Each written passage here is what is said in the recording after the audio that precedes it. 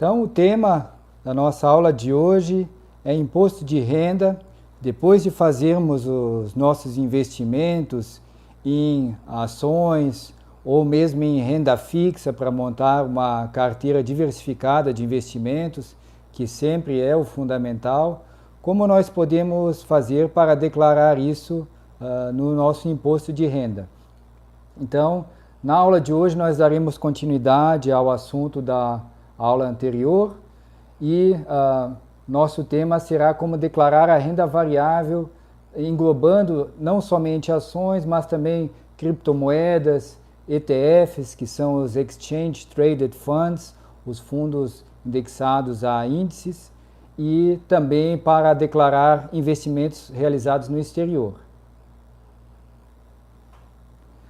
Como declarar ações no imposto de renda? Bem, de maneira geral, nós podemos investir em ações por meio de fundos de investimento, há fundos que já fazem uma diversificação, há fundos ativos que tentam superar o índice Ibovespa e então você paga uma taxa de administração e depois ainda paga uma taxa de performance sobre aquilo que exceder a performance acima do índice, você paga uma taxa chamada taxa de performance.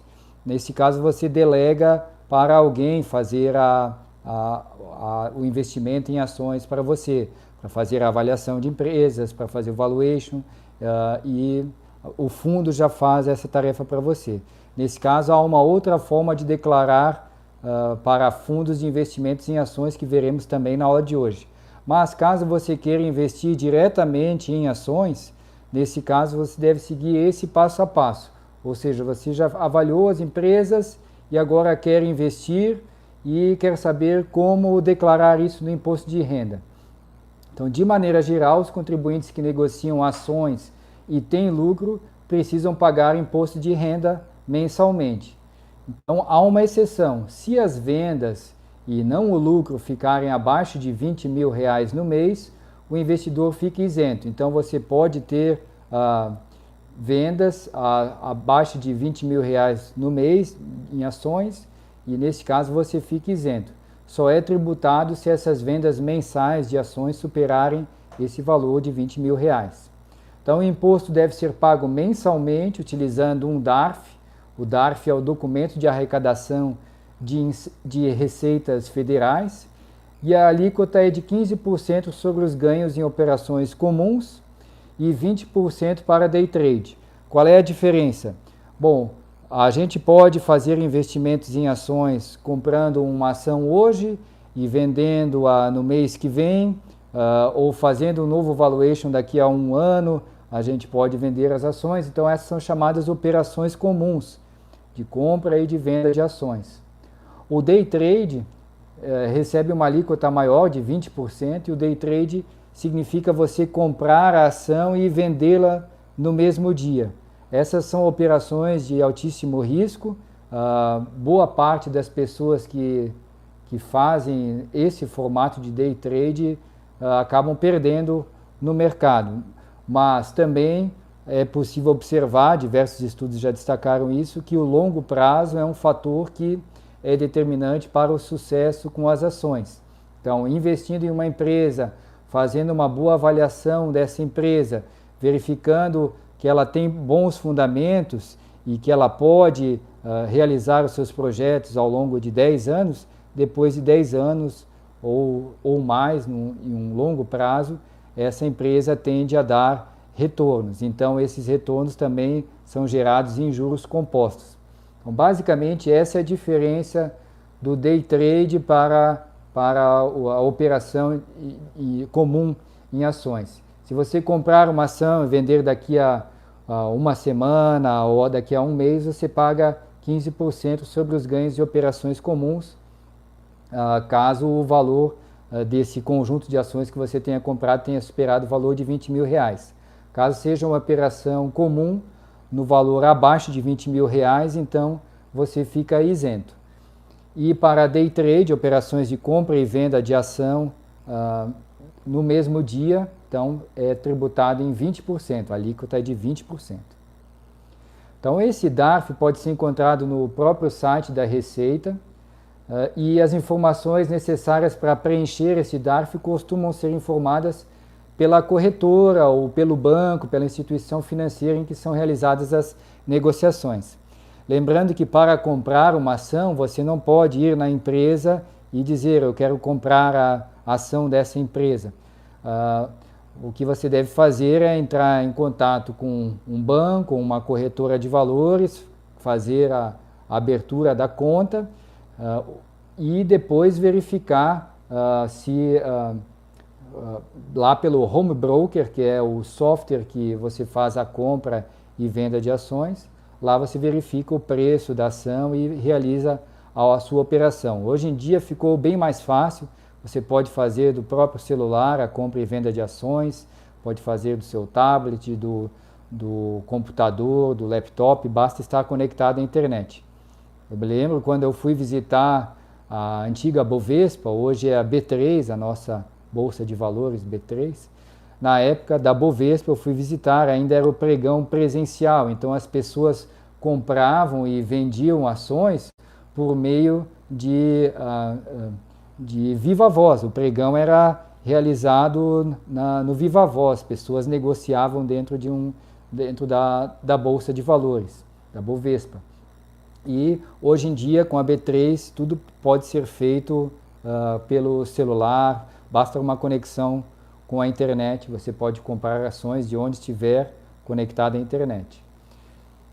Os custos com corretagem e emolumentos são descontados do lucro apurado no mês, assim como as perdas incorridas nas operações de renda variável nos mercados à vista, de opções, mercados futuros, a termo e assemelhados. É possível, no entanto, deduzir as perdas de um mês nos ganhos obtidos nos meses subsequentes em outras operações realizadas em qualquer das modalidades operacionais previstas naqueles mercados. Quando falamos em renda variável, significa que ela varia para cima ou varia para baixo. Essa é a diferença fundamental da renda fixa para a renda variável. A questão é que se você teve perdas, ou seja, você comprou a ação a R$20 e ela caiu para 15, essa perda depois pode ser deduzida nos meses seguintes. Então, isso é interessante do ponto de vista do mercado acionário. Na prática, a regra geral é sempre comprar na baixa e vender na alta. Essa é a regra de ouro.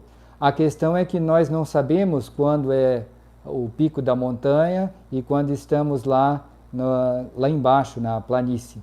Então, saber quando é a alta e saber quando é a baixa é uma questão chave que todos os investidores procuram sempre saber. Como nós não temos bola de cristal, o foco aqui é estudar a avaliação de empresas, fazer o valuation dessas empresas e verificar qual é o valor estimado, mesmo que de forma mais subjetiva, quanto essa empresa vale e qual é o preço que ela está sendo negociada no mercado. Se a gente vê que existe um gap, ela vale muito mais do que o preço que está sendo negociado, a gente pode comprar e esperar pela valorização dela ao longo do tempo. Se a gente achar que ela vale muito, mas o preço de mercado está acima disso, não é o momento ainda de comprar, de repente podemos esperar até que o preço da ação caia. E com os noticiários, com informações que ocorrem todo dia, os preços costumam oscilar bastante, daí a ideia de renda variável. Então, isso é importante entender sempre antes de entrar no mercado de ações.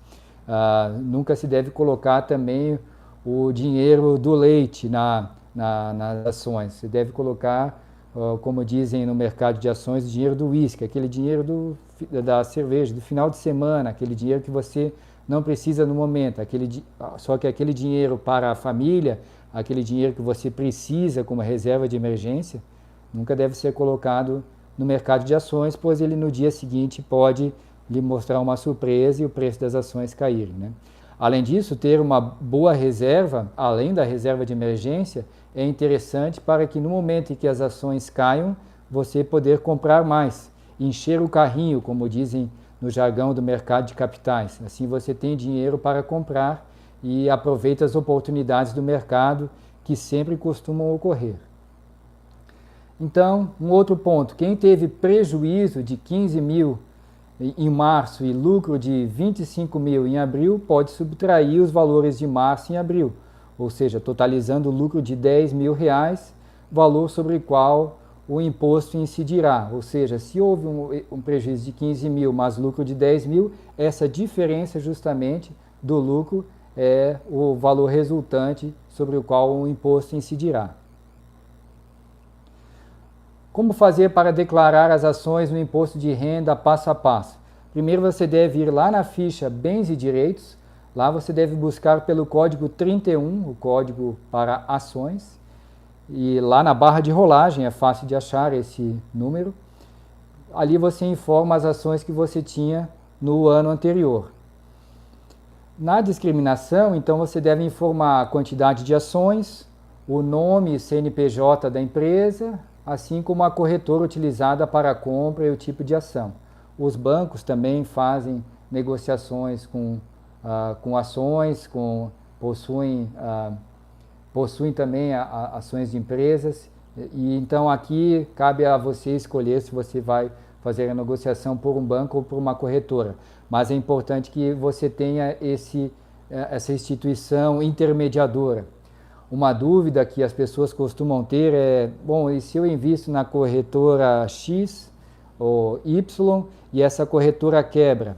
Bom, se essa corretora quebrar, o seu dinheiro está salvo, pois você já investiu lá em um CDB, em ações, só perderá aquele dinheiro que você deixou no caixa da corretora, lá na conta corrente da corretora. O mesmo ocorre para os bancos, então há uma segurança muito grande em relação a isso. As ações estão vinculadas ao seu CPF. Então, depois de discriminar ali a quantidade de ações, o nome e CNPJ da empresa, ou seja, referente à ação que você comprou, bem como a corretora utilizada, você deve ir no campo situação, tanto em 31 de 12 do ano de 2019, caso você esteja fazendo declaração no ano 2021, como na situação em 31 de 12 de 2020. Então, nesse caso, o contribuinte deve informar o valor de aquisição das ações, independente do dia do ano em que as tenha comprado. Lá no informe de rendimentos, que é fornecido pela fonte pagadora, a corretora, por exemplo, e nas notas de corretagem estarão todas as informações necessárias. Se a sua corretora não enviar, solicite os documentos. Esses documentos são muito fáceis de serem obtidos. Para todas as corretoras já é possível você baixar diretamente do seu celular o arquivo PDF. Você entra na sua área, faz o seu login, coloca a sua senha e lá existe um informe de rendimentos. Lá você pode baixar o arquivo PDF.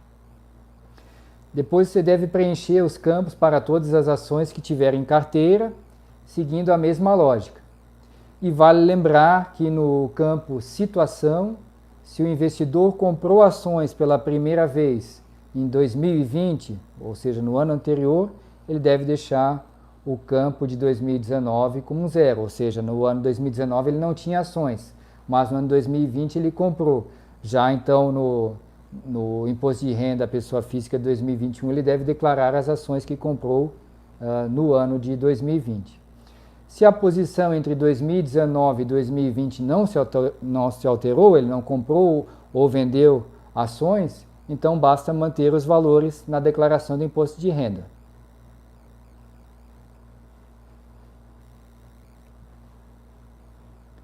Como declarar no imposto de renda a venda de ações no valor inferior a 20 mil reais?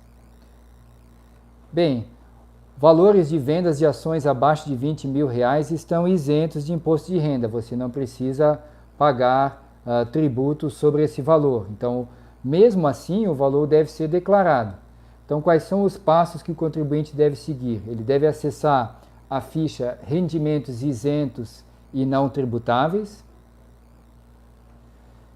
Depois, os ganhos obtidos com as vendas de ações de até 20 mil reais por mês devem ser informados lá na opção 20 Então, na barra de rolagem do software, você deve buscar a opção 20, que se refere a ganhos líquidos em operações no mercado à vista de ações negociadas em bolsas de valores. Basta então inserir os valores. Operações de swing trade também são isentas de imposto de renda quando são inferiores a R$20 mil por mês. O que significa uma operação de swing trade? Uma operação que você compra uma ação, depois vende dentro do prazo de uma semana. Então, trade é comércio, né? Então, você fez a compra de ação por um período curto de tempo, por uma semana. A compra e venda de ações no mesmo dia é chamado de day trade, e swing trade é uma operação um pouco mais longa, que dura cerca de uma semana. Então, nesse caso, essas operações de swing trade também são isentas de imposto de renda quando os valores são inferiores a R$20 mil por mês. Depois, com todos os comprovantes de DARF em mãos, você deve fazer o seguinte: abra a ficha Renda Variável e lá escolha a opção Operações Comuns / Day Trade, ou seja, engloba operações comuns de compra e venda de ações em um período maior de tempo, ou compra e venda de ações dentro do mesmo período de tempo, do mesmo dia. Você deve informar também o valor do lucro ou prejuízo obtido em cada mês, separando operações comuns das operações de day trade. E no campo referente a janeiro, verifique se há prejuízos para compensar de dezembro do ano anterior. Se houver, você deve preencher o valor deles em prejuízos a compensar. Então você deve buscar por esse campo prejuízos a compensar. Esses prejuízos são informados com o sinal negativo. No final de cada mês, você deve ir até consolidação do mês e ali você verifica se a alíquota foi calculada corretamente no campo imposto a pagar, e você deve informar também o valor pago no DARF em imposto pago. Para compensar o IR retido na fonte, você deve colocá-lo em IR fonte, baseado na lei 11.033 do ano de 2004. Então, você deve compensar o IR retido na fonte, lá em IR fonte no mês. E para operações de day trade, ela é lançada em IR fonte day trade no mês. Depois de finalizar todo o preenchimento, você deve ir até o mês de dezembro e verificar o total de imposto de renda retido na fonte. Ali constará todo o valor retido do ano. Então, você deve fazer a soma dos recolhidos nas vendas acima de R$20 mil, abaixo de 20 mil é isento, né? E a soma dos recolhidos com os day trades e informe em imposto pago / retido e imposto sobre a renda na fonte, também baseado na lei 11.033 do ano de 2004. E você deve repetir esse passo a passo para todos os meses.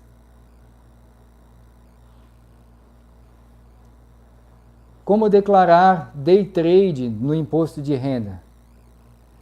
As operações de day trade são operações de compra e venda de ações no mesmo dia. Então, assim que você comprou a ação de uma empresa e vendeu essa ação no mesmo dia, você fez uma operação de day trade e deve fazer a declaração no imposto de renda, conforme mostrarei agora. No caso dessas operações de day trade, que é a compra e venda de operações no mesmo dia, há incidência de imposto de renda de 20% sobre os rendimentos líquidos. Nesse caso, o contribuinte também tem acesso às informações necessárias por meio das notas de corretagem. Então, lá no informe de rendimentos, das notas de corretagem, você tem essas informações relativas ao imposto de renda. Não esqueça, então, de acessar essas notas de corretagem e solicitar para a corretora, caso a corretora não as envie. Para declarar o day trade ou operações de day trade no imposto de renda, você deve ir lá na ficha Renda Variável e em seguida em Operações Comuns / Day Trade. Ali você deve informar o lucro ou prejuízo realizado em cada mês do ano. Além disso, verifique se há prejuízos para serem compensados de dezembro de 2019, ou seja, do ano de 2019. Se houver, você deve informar o valor em janeiro de 2020, ou seja, no ano em que você fez a declaração, sendo no ano 2021, vale para 2020 e 2021. E prejuízo a compensar com os sinais sempre negativos. Ao preencher cada mês, você deve verificar em consolidação do mês se a alíquota foi calculada no campo imposto a pagar, se foi calculada corretamente, e informe o valor pago durante o ano via DARF, em imposto de renda ou imposto pago. Vale lembrar que se os valores não baterem, os números válidos sempre são os do programa, por isso o contribuinte deve ajustá-los.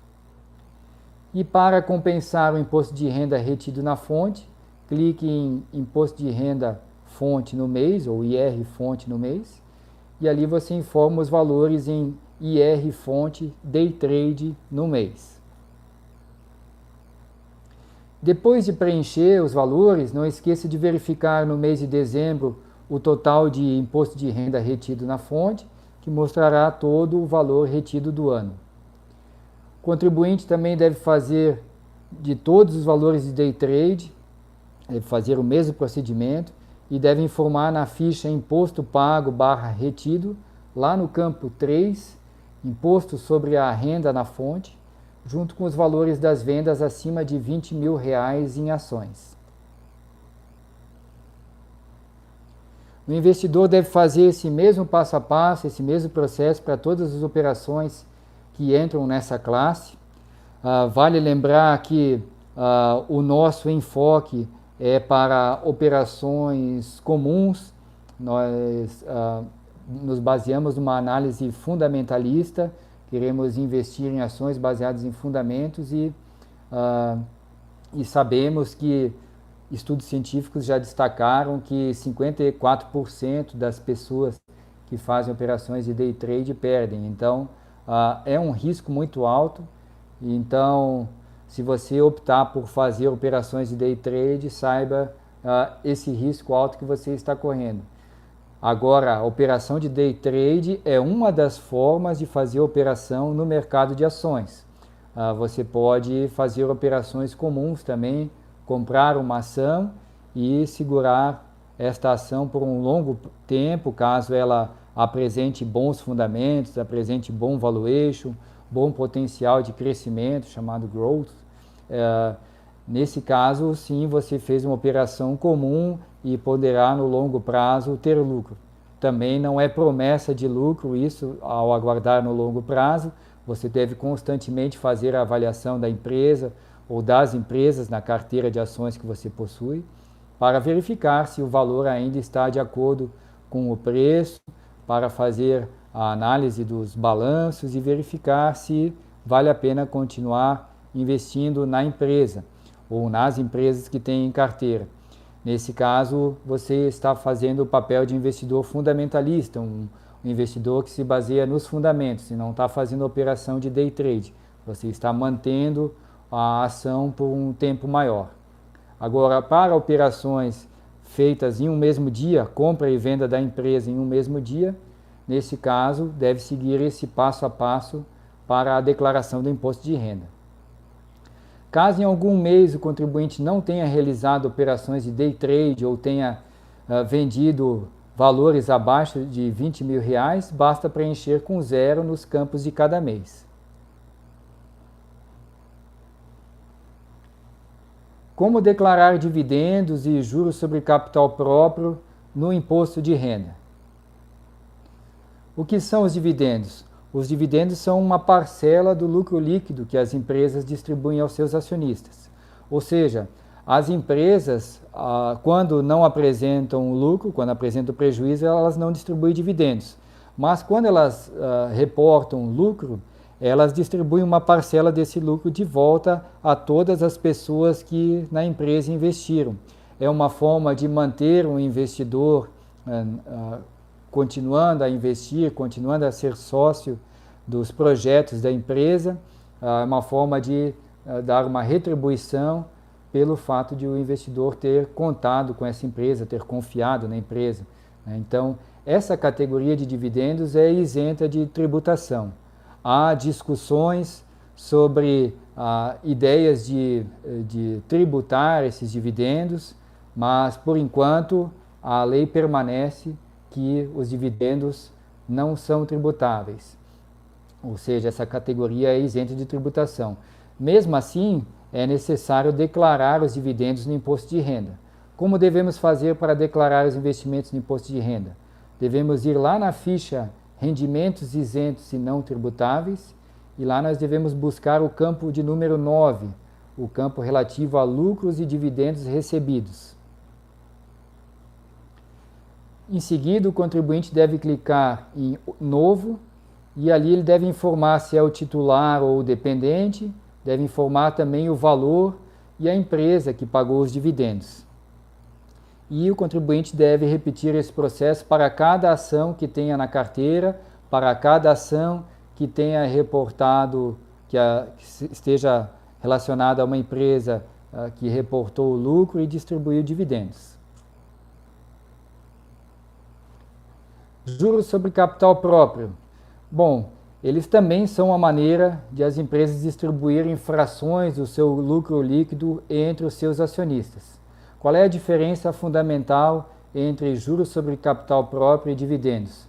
A diferença para o dividendo é que o juro sobre capital próprio é tributado em apenas 15% pela Receita Federal na data do depósito. E para declarar o juro sobre capital próprio no imposto de renda, os valores devem ser informados lá no campo Rendimentos sujeitos à tributação exclusiva definitiva, na opção de número 10, Juros sobre capital próprio. Para cada ação que o investidor recebeu juros sobre capital próprio, ele deverá informar o titular, o nome da fonte pagadora, seu CNPJ e o respectivo valor. E o investidor deve repetir esse mesmo passo a passo para cada ação de uma empresa que ele tenha na carteira e que tenha feito a distribuição dos juros sobre capital próprio. Então veja que interessante, você pode fazer a avaliação da empresa e verificar que o mercado ainda não viu o potencial de valorização dela. Ela está sendo negociada a R$ 30 a ação, por exemplo, só que no preço dela aparecendo no home broker, o valor é de 25. Então, há uns R$ 5 de upside aqui para cada ação, de potencial de crescimento. Isso para ficar igual ao valor que você estimou, ao fazer a avaliação da empresa, ao fazer o valuation. Além desse potencial de crescimento, se a empresa tiver lucro e se ela tiver na sua política de distribuição, que ela distribuirá dividendos e juros sobre capital próprio a partir do momento que tiver lucro, isso significa que você pode ganhar com a valorização da ação, você pode ganhar também a cada período que a empresa reportar lucro em termos de dividendos e juros sobre capital próprio. E esses valores, dentro de um montante, se você reinvestir os dividendos distribuídos e os juros sobre capital próprio distribuídos, se você reinvestir comprando mais ações desta empresa ou de outras empresas que você tem em carteira, aos poucos você monta uma bola de neve que no longo prazo tende a ficar muito grande, de acordo com a fórmula dos juros compostos. Além de investir nos projetos do país, além de investir em empresas que são confiáveis. Pense que se você quiser ter um posto de gasolina, você tem que comprar, fazer um grande investimento, investir em maquinários, equipamentos, em funcionários, mas você pode também ser sócio de uma empresa que já possui isso. Você quer montar um restaurante, você pode ser sócio de uma empresa que já tem todo esse know-how. Então, o mercado de ações apresenta essas vantagens, apesar do seu risco que ocorre também. Apesar desses riscos, há as vantagens dos juros sobre capital próprio, dos dividendos, da valorização do preço da ação e de ser tocada muitas vezes por experts, por pessoas que já têm amplo conhecimento na área e que vão fazer essa tarefa para você. Então você se torna sócio de boas empresas. Essa é uma das grandes chaves da área que se define como a área de análise fundamentalista ou a área de avaliação de empresas, a área de valuation dentro do mercado de capitais.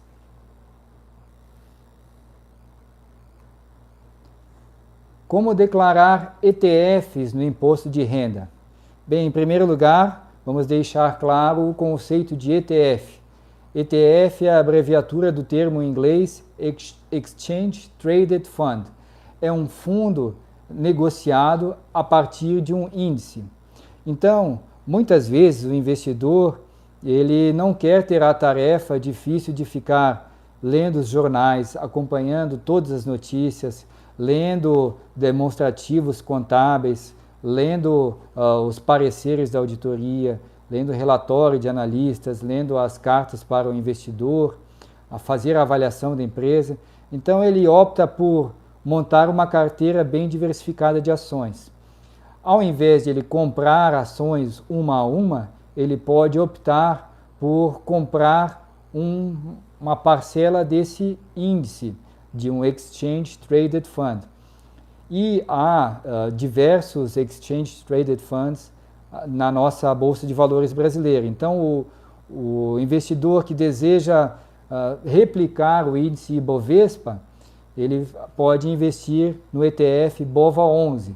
Todos esses ETFs são negociados na Bolsa Brasileira. O Small 11, caso ele queira investir em small caps, empresas com pequeno patrimônio líquido, ou seja, empresas de pequeno a médio porte, essas empresas que estão listadas na Bolsa B3, elas podem ser compradas papel por papel, mas o investidor pode optar por comprar um ETF e assim ele já compra todas as empresas que fazem parte daquele índice Small 11.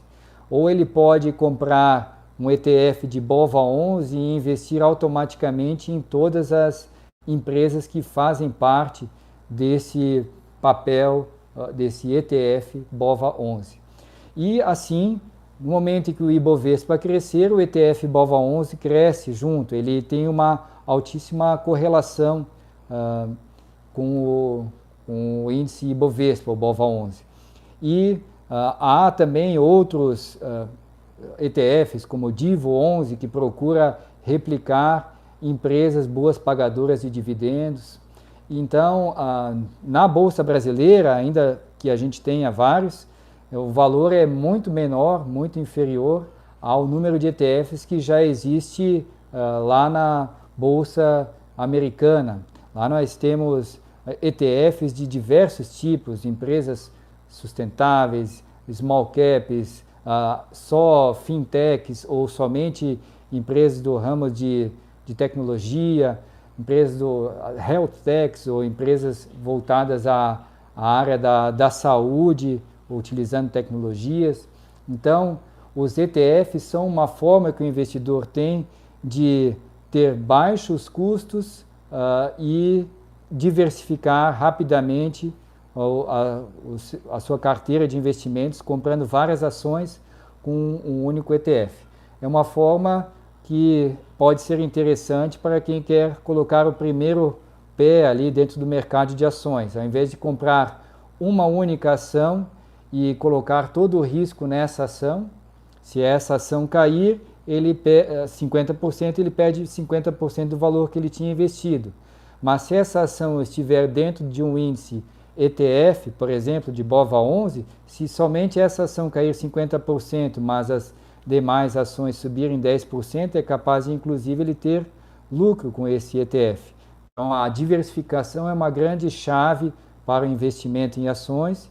Investimento em ETF é uma boa forma de diversificar os seus investimentos dentro da renda variável, para aquela parcela da sua carteira de investimentos que você quer dedicar para a renda variável, para apimentar, para trazer, visando trazer maiores retornos no longo prazo.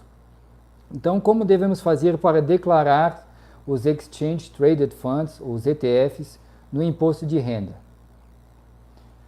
O imposto de renda dos Exchange Traded Funds incide quando o investidor obtém ganho de capital na venda de ETFs, ou seja, ele comprou, teve lucro e vendeu os ETFs. Aqui ele obteve um lucro com a operação e, nesse caso, o imposto de renda incide sobre esse valor do lucro. E para preencher a declaração corretamente, é necessário consultar os dados presentes lá no informe de rendimentos gerado pela corretora ou pelo banco. E esse documento é fornecido diretamente, hoje em dia, online. É importante ressaltar que a corretora não é obrigada a fazer as contas para o investidor. A obrigação da instituição é apenas de compartilhar os dados detalhadamente. E a responsabilidade de apurar os ganhos e declarar corretamente no imposto de renda fica por conta da pessoa física. O imposto de renda dos ETFs de renda fixa é retido na fonte. Isso faz com que não seja necessário pagar o DARF sobre o lucro da venda desses ativos. O imposto de renda é cobrado no momento do resgate da aplicação e pagamento de rendimentos ou venda do ativo no mercado secundário. A ideia dos ETFs de renda fixa é a mesma do que a ideia dos ETFs de renda variável. Nos ETFs de renda variável, no caso dos ETFs de ações, um BOVA11, por exemplo, ao comprar um ETF BOVA11, você comprou uma série de empresas que fazem parte desse BOVA11. E a todo momento novas empresas entram, a empresa sai e esse índice vai mudando do BOVA11. Nos ETFs de renda fixa, também a ideia, nesse caso, é diversificar a sua carteira de investimentos dentro da renda fixa, buscando um ETF que siga um determinado parâmetro, como o IMAB5, por exemplo. Então, nesse caso, você pode ter um ETF para diversificar os seus investimentos em renda fixa, se você quiser ter investimentos de forma passiva, ou seja, que você já tenha uma carteira diversificada de investimentos pronta e que seja buscada em relação ou correlação direta com algum índice. Assim como ocorre com outros produtos de renda fixa, você deve informar a posse e o rendimento ou os rendimentos desse ETF durante a declaração. Isso é obrigatório. E enquanto os fundos tradicionais são tributados pela tabela regressiva, os ETFs de renda fixa têm tributação de acordo com o prazo médio dos títulos que os compõem. Então, isso depende dos títulos que fazem parte do ETF. E a alíquota de imposto de renda pode variar entre 15%, 20% ou 25% para os ETFs de renda fixa. Quanto maior o duration é um conceito de prazo, né? Quanto maior o prazo médio dos títulos incluídos no ETF, menor será a alíquota de imposto de renda. Então, como nós poderíamos interpretar o duration? Se o duration for igual ou inferior a 180 dias, a alíquota é de 25%. Se for entre 181 dias e 720 dias, a alíquota é de 20%. E se for superior a 720 dias, a alíquota é de 15%.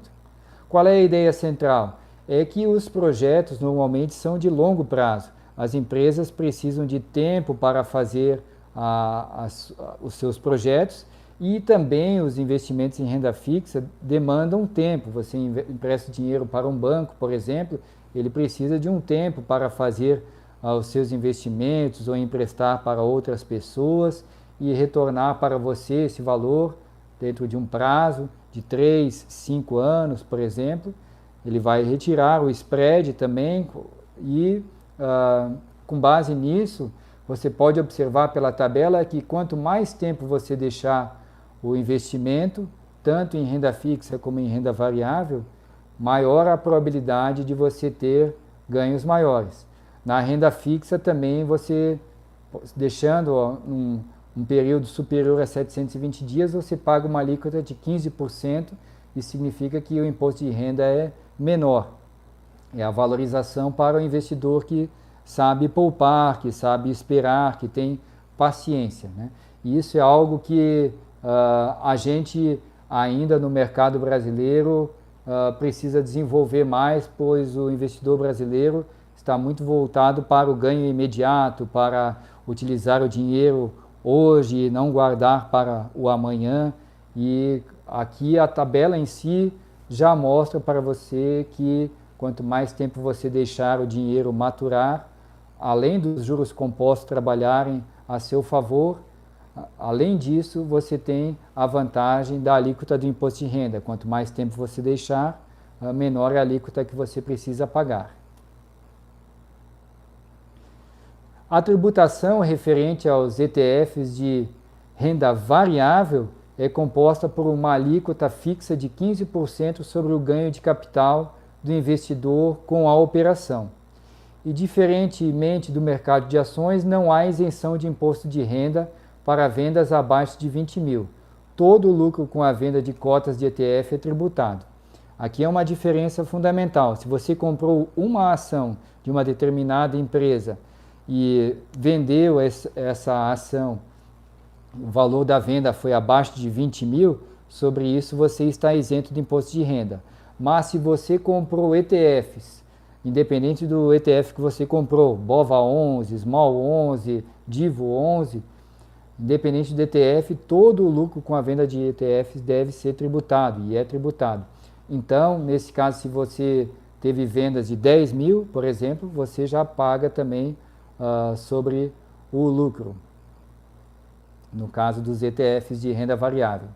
E vale lembrar que, como ocorre com a venda de ações, ao vender uma cota de ETF, os ETFs são vendidos em cotas, né?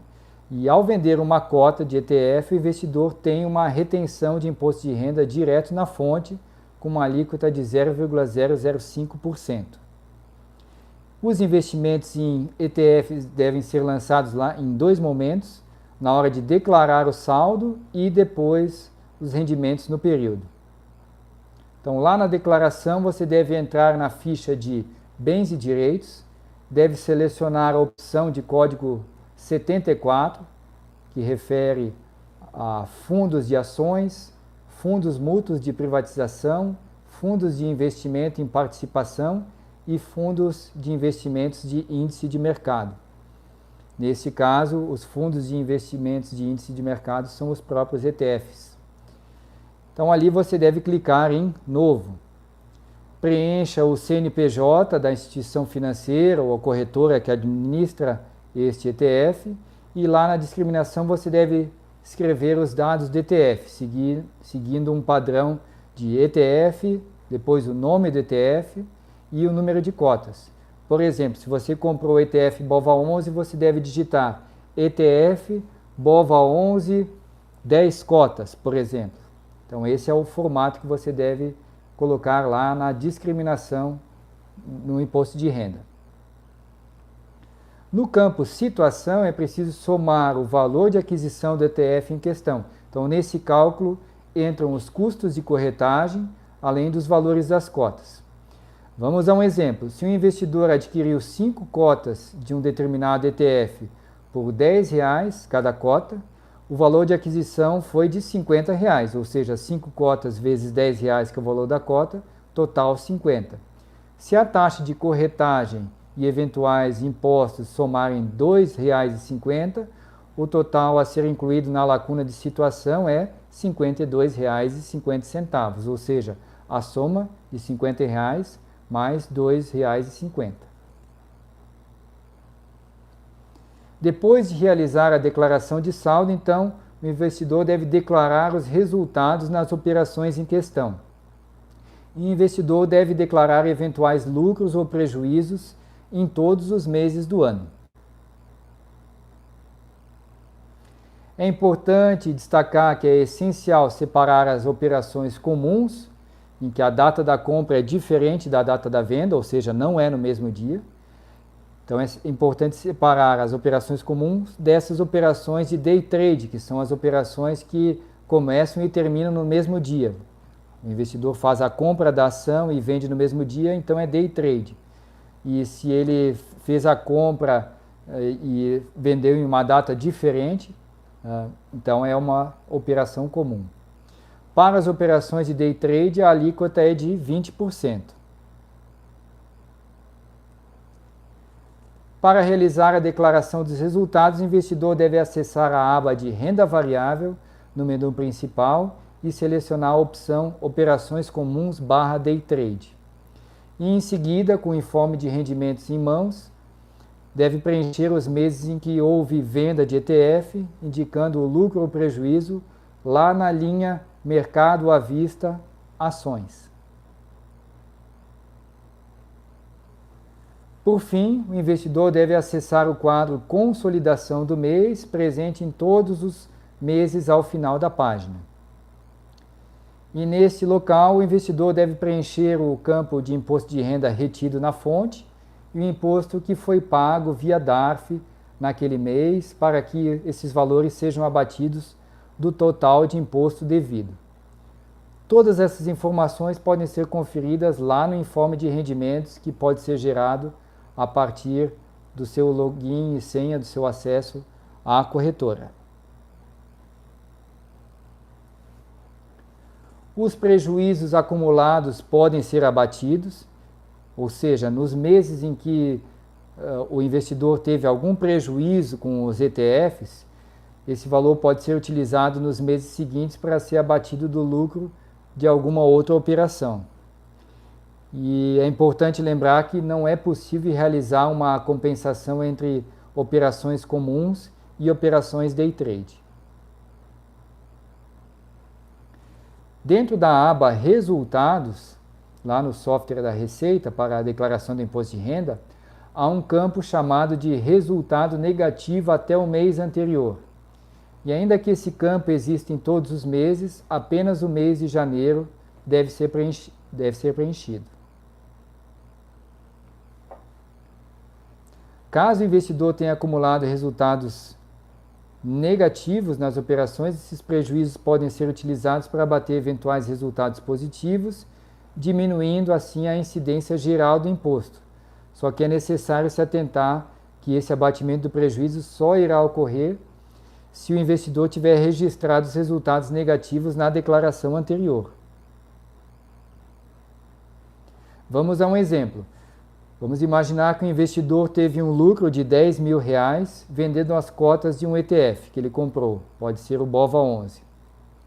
Porém, no mês seguinte, esse mesmo investidor teve um prejuízo de R$1.000.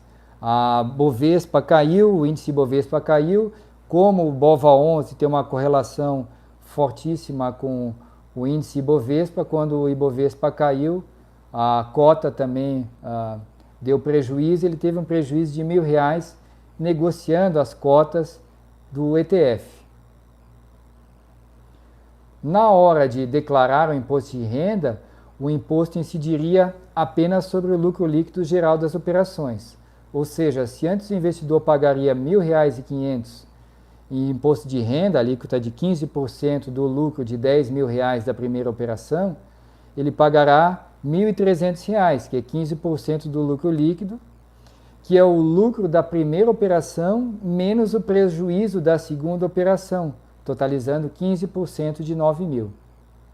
Então, isso significa que esses prejuízos acumulados podem ser abatidos no imposto de renda. Uma outra vantagem para o investidor.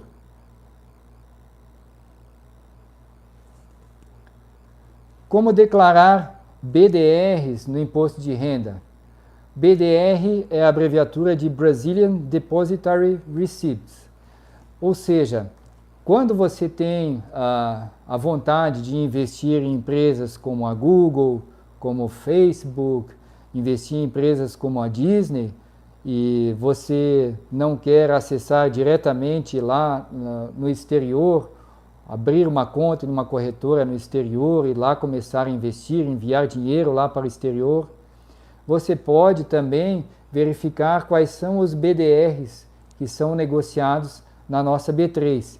A nossa Bolsa de Valores B3 possui diversos BDRs. Os BDRs, ou Brazilian Depositary Receipts, são títulos de ações que são de outros países. Então, há BDRs de Google, você pode investir na Google, ou na Disney, por exemplo, comprando os BDRs na nossa Bolsa Brasileira, ou seja, eles são negociados dentro do nosso mercado de ações, dentro da B3. Basta acessar o Home Broker, buscar pelo código da ação e fazer a compra. Depois, no momento de declarar os BDRs no imposto de renda, você deve atentar para esses passos que mostrarei a seguir. Então, os BDRs são a abreviatura de Brazilian Depositary Receipts, ou seja, são recibos depositados, negociados na nossa Bolsa de Valores brasileira, na nossa B3, e esses BDRs representam ações de empresas listadas no exterior. Então, na prática, negociar BDRs, fazer a compra e a venda de BDRs na nossa B3 é o mesmo que investir em papéis em companhias internacionais, é o mesmo que comprar ações de empresas que não têm a sede no Brasil. E você tem a comodidade de operar dentro da Bolsa Brasileira. Você vai utilizar o mesmo home broker, vai utilizar a mesma corretora. É uma vantagem para você ter a diversificação. Por exemplo, as pessoas que investiram em BDRs antes do corona tiveram um lucro, porque mesmo que tenha caído a Bolsa americana, o SP500, por exemplo, Nasdaq subiu, o SP500 voltou a subir, mas inicialmente, mesmo caindo, o dólar se valorizou e aí o investimento dolarizado rendeu. Então, é uma forma de o investidor ter uma diversificação também, se ele decidir investir em empresas lá no exterior. É interessante também analisar o ciclo de mercado para ver como está o desempenho da bolsa, se não está cara ou barata, fazer os procedimentos de valuation para avaliar a possibilidade de investir na empresa, verificar se ela não está muito cara, verificar o valor dolarizado também, verificar como está o valor em dólar. Então é uma forma de manter investimentos dolarizados e também é uma forma de o investidor diversificar os seus investimentos. Diversificação é a palavra-chave aqui, pois o risco fica distribuído então entre várias empresas. Nesse caso, incluindo empresas do exterior, listadas no exterior. Então é possível ganhar de duas formas com os BDRs. A primeira é com a valorização dos papéis no mercado. Então o ganho de capital é tributado com uma alíquota de 15% de imposto de renda nas operações comuns, e se o investidor fizer day trade, pagará 20% de imposto de renda sobre o lucro. A segunda forma de o investidor ganhar é com a valorização do dólar. E o investidor precisa recolher mensalmente imposto de renda devido nas operações com BDRs, até o último dia útil do mês seguinte ao das operações por meio de um documento DARF. E eventuais prejuízos podem ser compensados com o lucro apurado futuramente. A segunda forma de obter ganho com BDR são os dividendos. Digamos que a Google teve lucro e ela resolveu distribuir parte dos lucros por meio de dividendos. Então, essa parcela do lucro que as empresas distribuem aos acionistas volta também para os investidores brasileiros. Aqui, no caso, os investidores brasileiros que compraram ações da Google, por exemplo, recebem aqui os proventos pagos pelas empresas lá fora da mesma forma.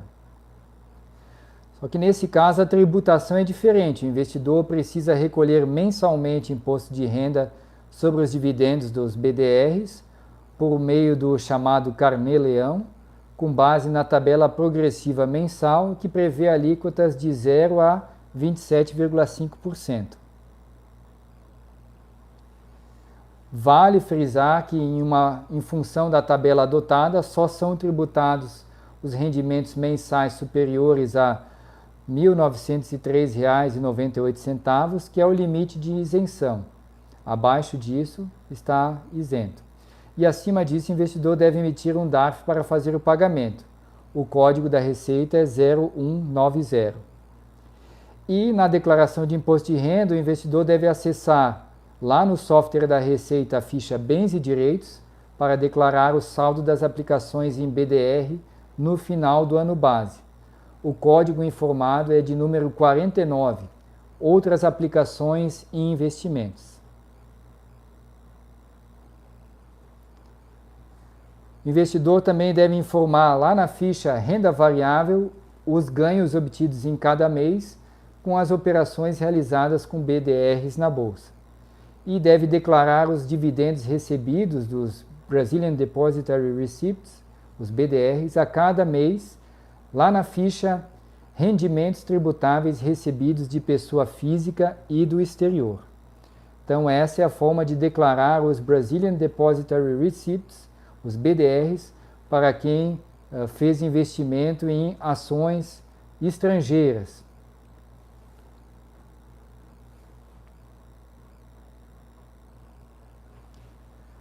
Como declarar fundos imobiliários no imposto de renda? Bem, você pode optar por investir em um apartamento e alugar esse apartamento depois. Você pode alugar por meio de uma imobiliária.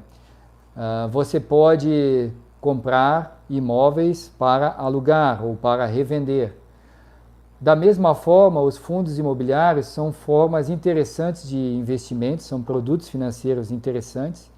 Nesse caso, você pode investir em um fundo de galpão logístico, você pode investir em um fundo onde a Amazon possui os seus estoques, onde uma grande empresa tem os seus produtos, o seu pátio e aluga esse imóvel.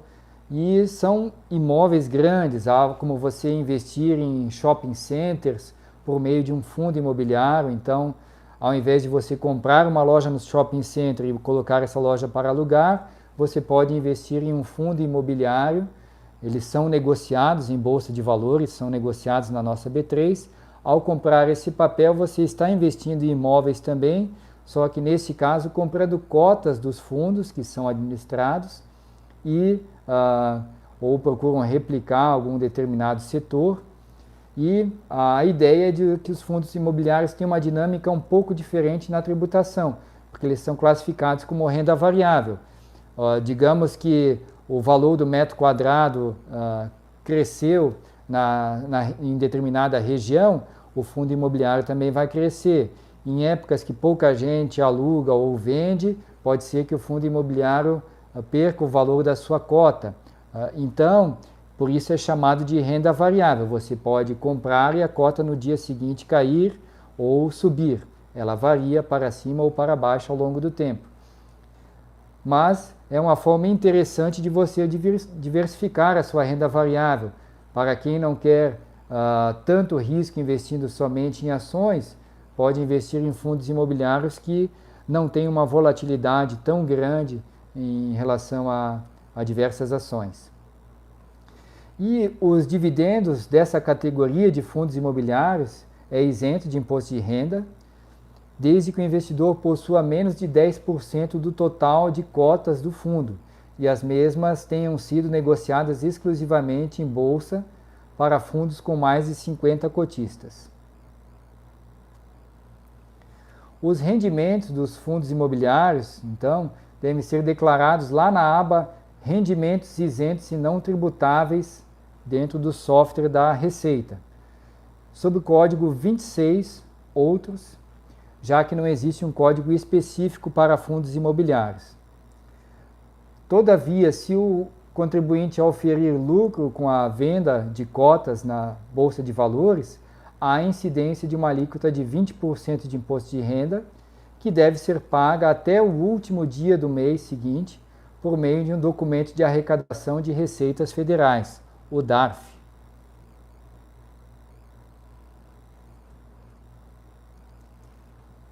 Vale lembrar que os custos com corretagem e emolumentos podem ser descontados no cálculo de lucro ou prejuízo para os fundos imobiliários.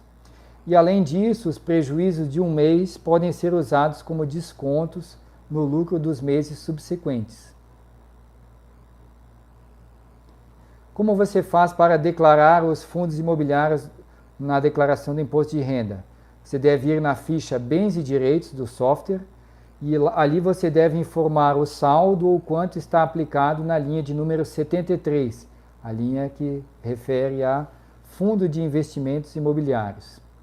E no campo Discriminação, você deve informar a instituição financeira administradora do fundo, o CNPJ e a quantidade de cotas, além do titular. Lá em situação em 31/12 do ano anterior, o contribuinte deve informar o valor de aquisição do fundo independentemente do dia do ano que o adquiriu, conforme virá escrito no informe de rendimentos. Já na ficha Rendimentos isentos e não tributáveis, você deve buscar pelo código 26, Outros, já que não há código específico para fundos imobiliários, e ali você deve anotar o valor dos dividendos ou dos rendimentos que recebeu ao longo do ano com estes seus fundos imobiliários. Na ficha Renda Variável, você deve informar os ganhos obtidos com a negociação de cotas dos fundos imobiliários. Você deve procurar a aba Operações e Fundos de Investimento Imobiliário. E ali você anota os lucros e prejuízos realizados a cada mês, além do valor do imposto pago mês a mês. Então, os fundos imobiliários são uma ótima classe, um ótimo produto de investimento. Ele não é muito conhecido para os investidores brasileiros, mas já é muito utilizado por diversos investidores. E a ideia central é que, ao invés de você investir somente em um setor, você pode diversificar em vários setores. Há fundos imobiliários diversos, relacionados a fundos de shopping centers, fundos de galpões logísticos, fundos que investem em um determinado setor de imóveis, em uma determinada região do país. Então, ao invés de você comprar um apartamento localizado em um determinado estado, você pode investir em um fundo imobiliário que tem na sua maior parte imóveis daquela região, daquele estado. É uma forma interessante de você negociar e poder comprar parcelas de imóveis, comprando cotas de fundos imobiliários por meio desse produto financeiro.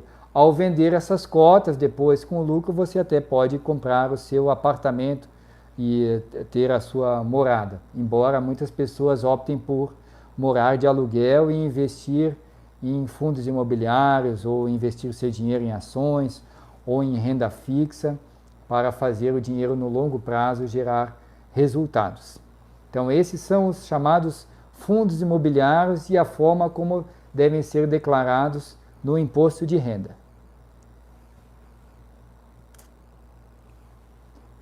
Como declarar Bitcoin e criptomoedas no imposto de renda?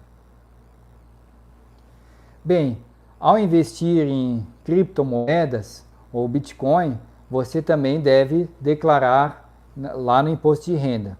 Os ganhos de capital obtidos com negociação de criptoativos ou de moedas virtuais, como por exemplo os Bitcoins, esses ganhos são tributados sempre que as vendas totais superam R$35 mil por mês.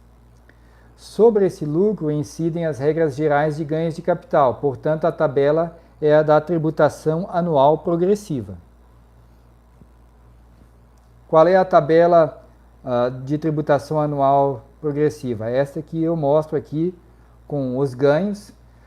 Ganhos abaixo de 5 milhões, o tributo é de 15%. Entre 5 milhões e 10 milhões de reais, o tributo é de 17,5%. Entre ganhos de 10 milhões de reais e 30 milhões de reais, o tributo é de 20%. E acima de 30 milhões de reais de ganhos, o tributo é de 22,5%. Por isso que ela é chamada de tabela de tributação progressiva, pois à medida que aumenta o ganho, também aumenta o tributo. O recolhimento do imposto precisa ser feito até o último dia útil do mês seguinte ao das transações, por meio de um documento DARF, usando o Código de Receita 4.600. Valores de até R$35 mil referem-se a vendas mensais de criptomoedas e esses valores são isentos de imposto de renda. Ou seja, se você vendeu criptomoedas, Bitcoin, Ethereum, Ether, entre outros, e esse valor do lucro foi de até 35 mil, esse valor é isento de imposto de renda. Ponto importante, o limite considera o conjunto de criptoativos ou moedas virtuais negociados no Brasil ou no exterior, independentemente do seu nome. Pode ser Bitcoin, Ethereum, Litecoin, Ether, há diversas criptomoedas. Nós já fizemos trabalhos científicos analisando volatilidade do Bitcoin, utilizando o modelo GARCH, o modelo GARCH, para analisar em séries temporais a volatilidade dessas criptomoedas. Já fizemos trabalhos científicos para analisar o comportamento de uso de novas tecnologias com essas criptomoedas. E independente de a pessoa gostar ou não de Bitcoin, o mais importante é entender que é uma tecnologia muito interessante, que descentralizaria o poder e que forma um novo tipo de mercado. Ainda tem como crescer bem mais, né? Não sabemos se está caro ou está barato, pois não temos bola de cristal.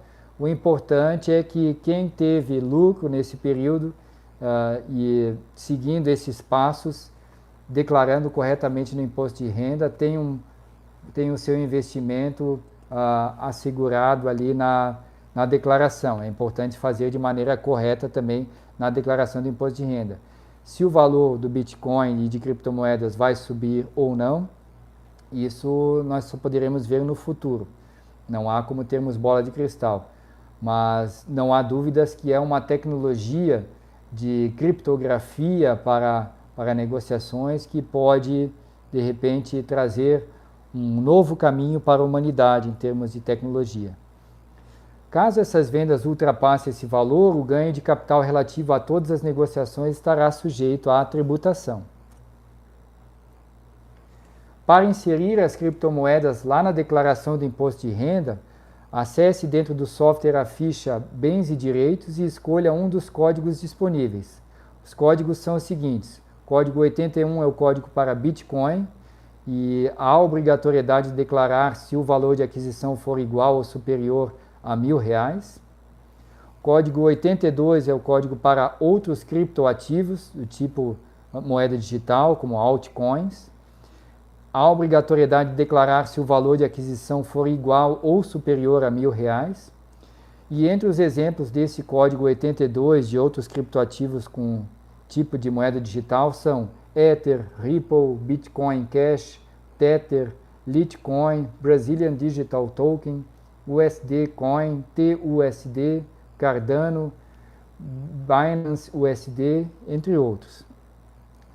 No código 89, nós temos os demais criptoativos não considerados criptomoedas, são os chamados Payment Tokens.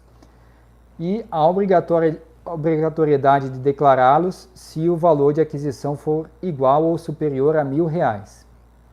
Como exemplos desses demais criptoativos não considerados criptomoedas, os Payment Tokens, temos Chilis, Binance Coin, Chainlink, tokens de precatório, tokens de consórcio, WIBZ, Pax Gold, entre outros.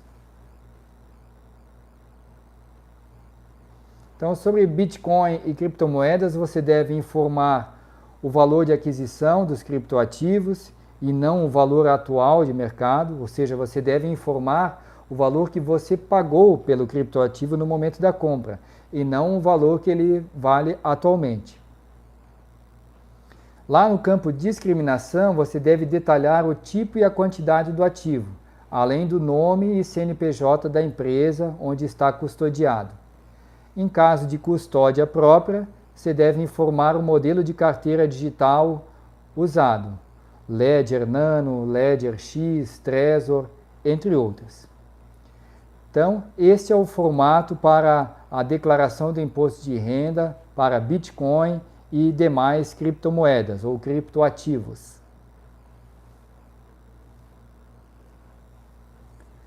Como declarar fundos de investimento no imposto de renda? Bem, o investidor pode optar por investir em fundos de investimento ao investir diretamente em produtos financeiros. Ele pode, por exemplo, investir em um fundo multimercado que já compra Bitcoin, ou um fundo multimercado que compra ações e renda fixa ao mesmo tempo. Pode investir em um determinado fundo de renda fixa que já diversifica a carteira em vários produtos de renda fixa. Nesse caso, a ideia central do investidor é de delegar alguém para gerenciar um conjunto de produtos para ele. Por isso, quando o investidor investe em um fundo de investimento, ele paga uma parcela, paga 2% ou 3% ao ano, por exemplo, como taxa de administração, ou seja, um valor pago por ano para que outra pessoa gerencie o dinheiro do investidor aplicado e que faça a diversificação da sua carteira. Então, para isso, vamos ver agora como declarar esses fundos de investimento no imposto de renda. Os fundos de investimento são classificados em diferentes categorias, porque eles são de diferentes categorias. Há fundos de renda fixa, fundos de renda variável, fundos multimercado, fundos de ações. Então, como eles são classificados em diferentes categorias, a sua tributação depende do período, depende da categoria que o investidor mantém. De maneira geral, todos os tipos de fundos de investimento devem ter pelo menos 2 tipos de informações incluídas na declaração: o saldo, que está no fundo, e o rendimento gerado no período. O informe de rendimentos que contém esses dados é cedido pela fonte pagadora, pode ser o banco, pode ser uma corretora, e esses informes de rendimentos podem ser baixados hoje em dia online, do próprio celular ou conectado à instituição financeira pela internet, ou conversando diretamente com o gerente, com o assessor do investimento. Então, lá nesse informe de rendimentos, há todas as informações necessárias para serem incluídas dentro do imposto de renda. Basta preencher, então, os dados requeridos lá na declaração. Para declarar os fundos de investimento no imposto de renda, o investidor deve ir lá na ficha Bens e Direitos do software da declaração do imposto de renda e lá deve informar o saldo ou quanto está aplicado em fundos de investimentos em uma das seguintes linhas. 71 é o código para fundos de investimentos de curto prazo. Código 72 é o código para fundo de longo prazo ou fundo de investimentos em direitos creditórios, os FDICs. 73 é o código para fundos de investimentos imobiliários.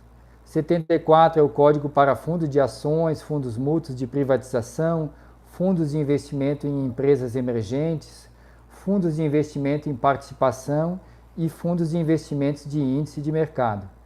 Ou também o código 79 e outros fundos que não se enquadram nas categorias anteriores. Para consultar o tipo do seu fundo e selecionar o item correspondente, basta ir lá no informe de rendimentos, verificar o tipo do seu fundo e buscar ali qual é o código que você deve declarar. Então, no campo discriminação, dentro do software da declaração do imposto de renda, você deve informar a instituição financeira que administra o fundo, a quantidade de cotas que você possui e, caso a conta seja conjunta, o nome e número de inscrição no CPF do cotitular, o CNPJ do fundo. No campo situação do ano anterior, em 31/12, você deve inserir o saldo existente nessa data, conforme o informe de rendimentos. Então, vá lá no informe de rendimentos e verifique o saldo naquele período. Depois, coloque esse valor lá em situação em 31/12 do ano anterior. Em situação em 31/12 do ano 2019, caso você esteja fazendo declaração no ano 2021, você deve inserir o preço de aquisição relatado na declaração anterior ou deixar em branco caso seja uma nova aplicação, conforme constar em seu informe de rendimentos. Para informar o rendimento obtido ao resgatar a aplicação, caso isso tenha acontecido, é preciso selecionar a ficha Rendimentos sujeitos à tributação exclusiva definitiva e o item Rendimentos de aplicações financeiras. Depois você preenche os dados conforme o informe de rendimentos, já líquidos, com atenção ao nome do fundo e CNPJ do administrador deste fundo.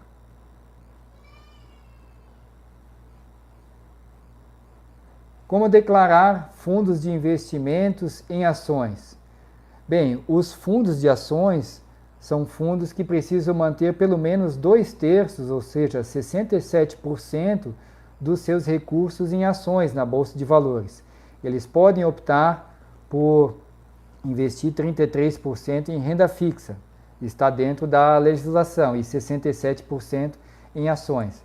Neste caso, você está delegando para um gestor que, com o seu conhecimento, vai gerir o valor que você fez como aporte no fundo de investimento em ações. Então, ele vai aplicar aquele valor em diferentes ações e vai analisar os fundamentos dessas ações, dessas empresas, vai fazer a compra das ações para você, você faz o aporte no fundo e o investidor e o gestor vai gerir a sua carteira. Nesse caso, a tributação de fundos de ações é de 15% sobre o rendimento na hora do resgate, independentemente do período de aplicação. E neste caso, basta preencher a declaração